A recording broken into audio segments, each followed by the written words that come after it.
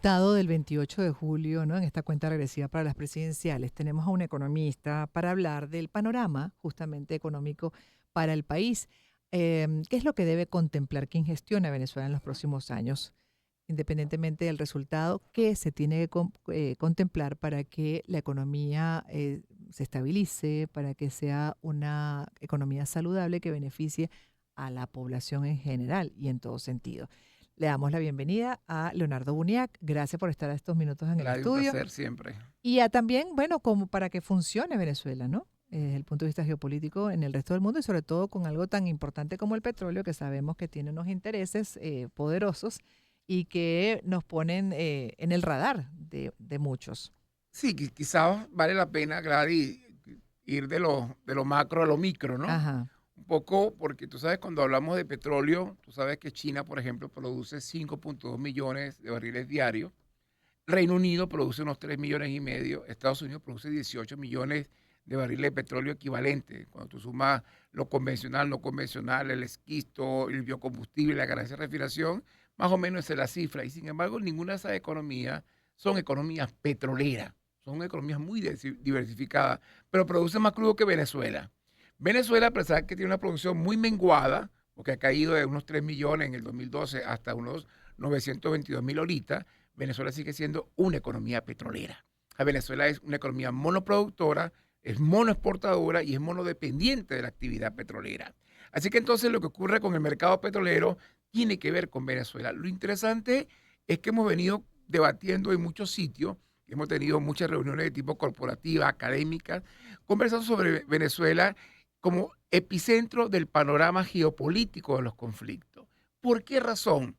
Pero cuando hablamos del mercado petrolero internacional, cuando hablamos del mercado mundial de energía, Ujú. lo primero que definimos es que el mercado mundial de petróleo es un gran entramado de productores y consumidores que están unidos o vinculados por una suerte de corredores energéticos, ¿verdad? De tubos de hierro o de recorridos en el mar. Son corredores energéticos, algunos que están en lugares muy, pero muy remotos, por allá, por el estrecho de Malaca, por allá por Singapur, otros que están en lugares muy peligrosos, que son verdaderos avisperos geopolíticos como el Medio Oriente, y eso hace entonces que de alguna manera la seguridad energética mundial dependa de la estabilidad sociopolítica de los países de tránsito y origen de estos corredores energéticos. Y Venezuela está un poco fuera del radar de lo que llamaríamos nosotros esa falta de estabilidad sociopolítica a nivel global. Cuando lo vemos focalizadamente y porque Venezuela de pronto aparece en el epicentro del panorama de los Ajá. conflictos, es porque, por ejemplo, miramos el estrecho de Taiwán. Dicen por allá algunos chismosos, expertos en temas de futurología internacional, de que en el año 2027 a 2029 puede haber un conflicto muy serio en el estrecho de Taiwán, porque China decide en un momento determinado ya, por supuesto, consolidar lo que llaman ellos la Gran China histórica, es decir, recuperar la isla rebelde de Formosa, la isla de Taiwán. Ahí le toca a Estados Unidos resolver su famosa ambigüedad estratégica si decide defender o no militarmente a Taiwán en el caso de un conflicto donde China intente adherirse a la isla de Taiwán. Pero ¿qué pasa? Que por el estrecho de Taiwán, el estrecho de Malaca que está vinculado, pasan 15 millones de barriles de petróleo Wow. que alimentan la costa oriental de la China, a Japón, a Corea del Sur. Ahí tiene lo que se llama un contencioso, un vector de riesgo en el futuro inmediato, que el gobierno de Estados Unidos lo sabe, el gobierno de Venezuela también lo sabe y la oposición venezolana también lo sabe. Pero el tema no termina allí. Si nos trasladamos, por ejemplo, a Ucrania-Rusia, tienes otro tema también, tienes otro contencioso. Y es que Ucrania está nada más y nada menos que en el norte del Mar Negro, que comunica a través del Bósforo el mar Mediterráneo. Ahí se produce mucho petróleo también.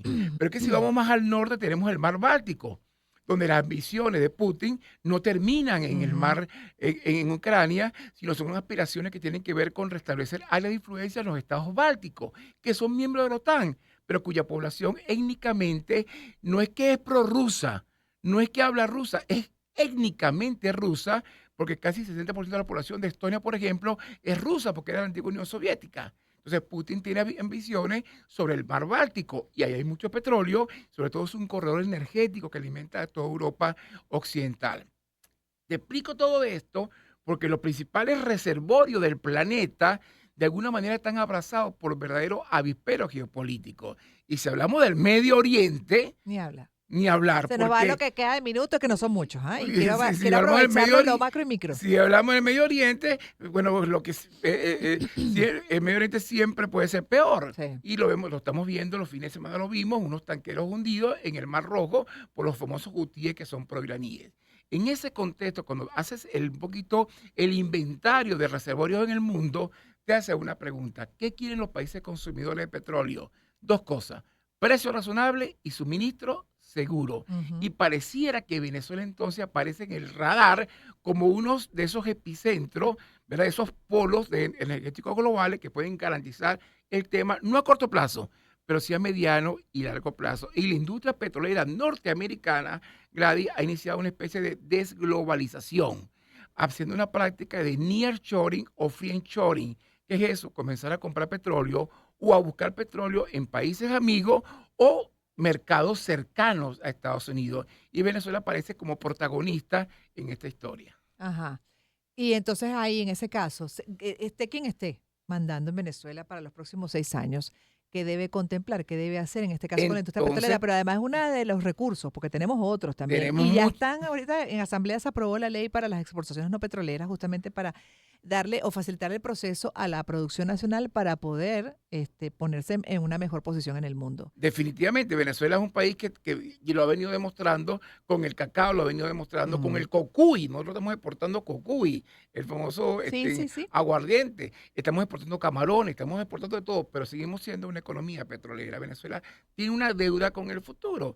Venezuela tiene capacidad para llegar a producir 6 millones de barriles diarios. Ahora, ¿qué requiere? Inversiones por 100.000 millones de dólares en 5 años para recuperar el potencial que tenía en el 2012, eso con 3 millones. Y de ahí seguir un proceso parecido al de la apertura petrolera. Ahora, ¿qué requiere? Seguridad jurídica, ¿qué requiere? Estabilidad política, pero muy importante, requiere inversión nacional y extranjera. Lo interesante de la película es que a pesar de la coyuntura política actual venezolana, te das cuenta que se revoca la licencia 44, pero se aprueba la licencia 44A. ¿Qué significa esto? Llegó Rexol, llegó Eni, está BP, se aprueba Exxon, se aprueba Chevron con la licencia 41 y hay más de 50 licencias que en este momento, caso por caso, están siendo revisadas para aprobación. O sea, significa esto que el mercado internacional sigue apostando a Venezuela como un polo, porque es el primer reservorio del planeta, Sí. con 295.000 millones de barriles de petróleo Sí. aproximadamente extraíble a corto plazo. Sí. Entonces ahí tienes el potencial que definitivamente gane quien gane, tiene que revisar y tiene que definitivamente ceder espacio para poder apostar hacia adelante. Eso solamente revisando la parte macro de la geopolítica, porque nos faltaron revisar otros indicadores macro de la economía interna también de Venezuela y lo micro. Definitivamente. Así Será es. para una segunda parte. Seguramente. Gracias por lo pronto, señor Buniac, por haber estado Encantado, con Gladys, un nosotros como placer. economista con maestría en Economía Internacional, justamente para hablar de esto que es muy importante, porque bueno, de cara a eso próximo periodo, en este caso presidencial, gane quien gane, la realidad es que hay que hacer ajustes, Gladys, no hay consideraciones. economía en América Latina con mayor potencial de crecimiento que la economía venezolana. Y el talento lo demostramos todos los días. Totalmente. Y con eso cierro entonces ya. Frase lapidaria. Y creo que muchos estamos, sí, así es, ganados a la misma idea y considerando que eso es así. 3 en punto. Me toca cerrar el programa, como siempre, agradecida con el equipo que hace posible Gladys en Éxitos. En la producción tenemos a Michelle Cabrera, Paola Muciotti, Daniela